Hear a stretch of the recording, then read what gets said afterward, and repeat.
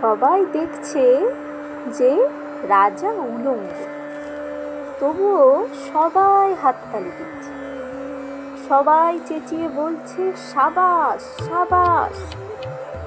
কারো মনে সংস্কার, কারো ভয়, কেউ বা নিজের বুদ্ধি অন্য মানুষের কাছে বন্ধক দিয়েছে, কেউ বা পরান্নভোজী, কেউ কৃপাপ্রার্থী, উমেদার, প্রবঞ্চক।